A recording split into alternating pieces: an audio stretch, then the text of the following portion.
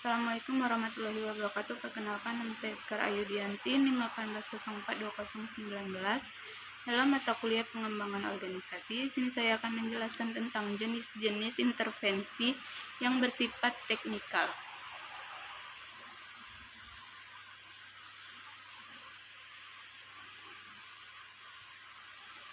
Pengembangan tim kerja. Ada 4 tahap pengembangan tim kerja menurut teori Bruce W.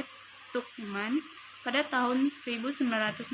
Yang pertama yaitu forming, yang kedua storming, yang ketiga norming, dan yang keempat itu performing. Selanjutnya yaitu yang pertama tahap forming atau pembentukan. Tahap ini merupakan tahap pertama dalam pembentukan kelompok kerja. Para anggota mulai mempelajari tugas yang diberikan dan berkenalan dengan anggota lainnya. Setiap anggota membawa nilai-nilai, pendapat, dan cara kerja masing-masing. Karena kelompok baru saja terbentuk, konflik sangatlah jarang terjadi karena setiap orang masih malu-malu, bahkan seringkali ada anggota merasa gugup. Selanjutnya itu yang kedua, tahap storming atau timbulnya konflik. Pada tahap kedua, para anggota mulai bekerja, tapi mereka cenderung akan mempertahankan pendapat mereka sendiri, menolak batasan-batasan yang ditetapkan oleh kelompok terhadap individu mereka. Tahap storming ini dikarakteristikkan oleh konflik kelompok. Beberapa tanda-tanda bahwa kelompok berada di tahap storming adalah timbulnya kemarahan, perasaan menyebalkan, ketidaknyamanan, terjadinya adu pendapat atau konflik, dan kegagalan.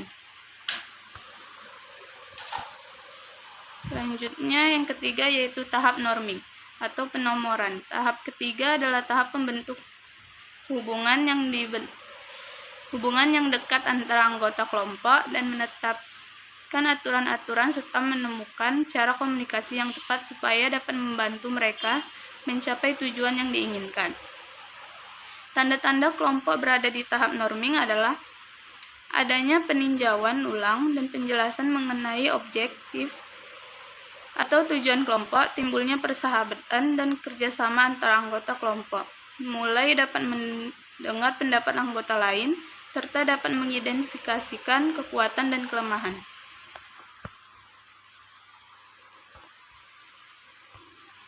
Selanjutnya yang keempat itu tahap performing atau berkinerja.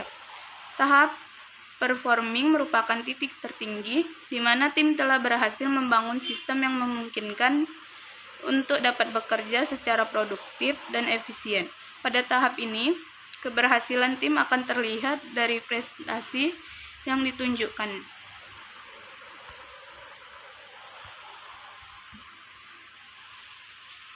Selanjutnya yaitu sistem sosio-teknikal. Sosio-teknikal, teori sosioteknik dikemukakan oleh Jenkins pada Juli. Sosio-technical system atau STS adalah pengembangan organisasi, adalah suatu pendekatan untuk desain kerja organisasi yang kompleks yang mengakui interaksi antar manusia dan teknologi di tempat kerja. Istilah ini juga mengacu pada interaksi antara infrastruktur kompleks, masyarakat, dan perilaku manusia. Socio-technical system adalah sebuah sistem yang mencari solusi untuk mengoptimalkan dua sistem secara sama-sama, yaitu yang pertama sistem teknik, sasarannya adalah untuk memaksimalkan pemenuhan tugas atau organisasi atau institusi. Yang kedua yaitu sistem sosial, sasarannya adalah untuk memaksimalkan kualitas kerja si pemakai sistem. Dari kedua komponen tersebut munculnya optimasi kerja antara sistem dan user. Selanjutnya, socio-technical system. Pada intinya, teori sistem teknososial adalah teori yang mengedepankan prinsip optimasi sehingga sebuah organisasi dapat secara optimum berunjuk kerja, dan ini hanya dapat dicapai jika dimensi sosial maupun teknis dirancang untuk saling melengkapi. Selanjutnya yaitu pengembangan mutu karyawan. Proses organisasi bersikap tanggap terhadap kebutuhan pegawai melalui pengembangan mekanisme tertentu yang memungkinkan mereka di tempat kerja. Pengembangan mutu SDM secara langsung berhubungan dengan kondisi atau keberadaan SDM itu sendiri yang dipengaruhi oleh faktor-faktor intrinsik maupun ekstrinsik.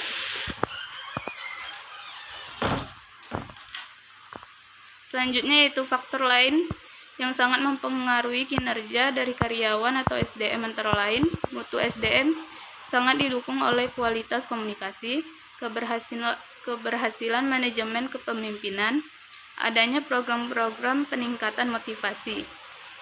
Mutu SDM itu juga sangat tergantung pada perubahan manajemen yang dilakukan oleh perusahaan. Untuk itu, peningkatan mutu karyawan menjadi hal yang pokok dan perlu dilakukan melalui kegiatan analisis masalah karyawan, komunikasi pelatihan, pengembangan, motivasi, dan kedisiplinan. Penerapan manajemen kepemimpinan yang berpartisipatif, pengembangan keselamatan dan kesehatan kerja, manajemen perubahan, dan menjadikan perusahaan sebagai suatu organisasi pembelajaran. Sekian materi yang dapat saya jelaskan. Terima kasih. Assalamualaikum warahmatullahi wabarakatuh.